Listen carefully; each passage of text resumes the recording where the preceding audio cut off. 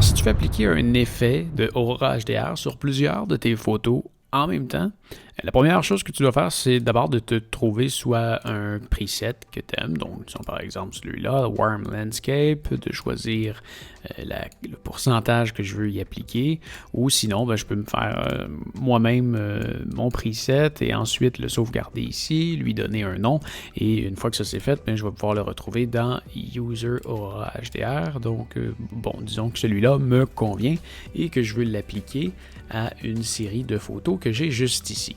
Donc, comme tu peux voir, j'ai les photos HDR1, HDR2, 3, donc c'est des brackets de photos, et j'ai 10 photos comme ça.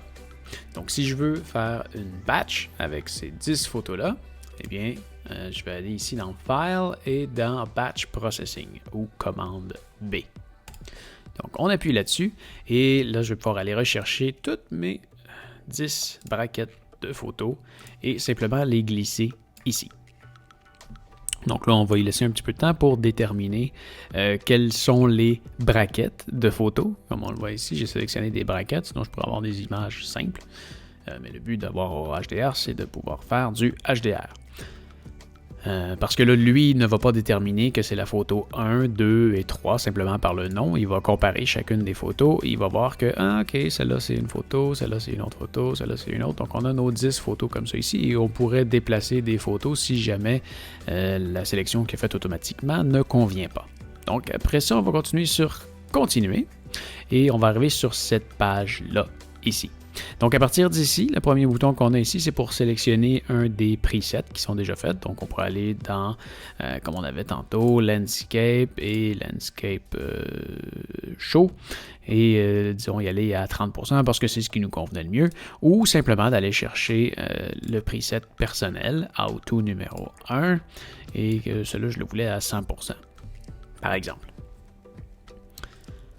Donc ça, c'est ce qui va déterminer le look qu'on va appliquer sur chacune des 10 prochaines photos. Ensuite, on va pouvoir sélectionner l'endroit où est-ce qu'on va aller enregistrer la photo. Donc, dans ce cas-ci, on va aller sur le desktop. Très mauvaise idée, mais on va y aller comme ça quand même. On va choisir comment est-ce qu'on veut exporter le nom. Donc, on peut déjà lui donner un type de nom avec, avec ce qu'on veut.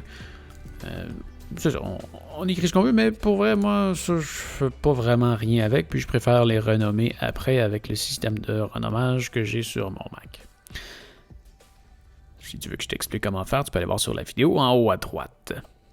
Ensuite, on va choisir le format de la photo, donc JPEG, PNG, TIFF, Photoshop, PDF. Et la qualité de la photo. À 75, je trouve que ça a bien de l'allure. Plus la qualité est élevée, plus l'image est belle techniquement, mais essaie de voir la différence. Et plus tu es haut, plus le fichier est lourd, et plus tu es bas, plus le fichier est léger. Tu peux choisir le type de couleur et tu peux aussi redimensionner ta photo dans les dimensions que tu veux. Ou la laisser à l'original. Il y a un truc très important qui reste à faire dans le menu avancé. Moi, je prends toutes mes photos HDR à la main. C'est très rare que j'utilise un trépied. Alors, je vais utiliser l'option de auto-alignement. Peut-être aussi que dans le type de photo que tu veux, tu as besoin d'une réduction des fantômes ou le Ghost Reduction. Donc, à toi de voir. Donc, ensuite, appuie sur Done. Et on peut maintenant partir le processus. Et voilà, ça commence, ça va prendre quelques minutes, c'est quand même un processus qui est assez long, quoique ça peut dépendre de la taille de tes fichiers. Je travaille avec une caméra qui prend des photos à 60 mégapixels, donc c'est 123 MB par photo en RAW, donc ce qui fait pas loin de 400 MB par HDR de données à traiter. Donc oui, ça peut aller plus vite si tu as des plus petites photos. Enfin, si tu considères acheter le logiciel Aurora HDR ou n'importe quel logiciel de Skylum, je t'invite à aller voir dans la description. J'ai un lien affilié avec des rabais juste pour toi. Et voilà, une fois que le processus est terminé, on peut retrouver toutes nos photos sur le bureau. Et on a terminé. Alors voilà, ça fait le tour pour aujourd'hui. J'espère que ça va t'avoir aidé. Si oui, s'il te plaît, donne-moi un pouce en l'air. Si tu as des questions à propos de n'importe quel sujet, tu peux m'écrire dans les commentaires juste en dessous de la vidéo. Ça va me faire plaisir de te répondre. Et je vais peut-être même faire une vidéo juste pour toi. Alors, oublie pas de t'abonner. Et ce que tu vois en arrière, c'est ma chaîne principale. Viens jeter un coup d'œil à ça, tu devrais aimer ça. Salut!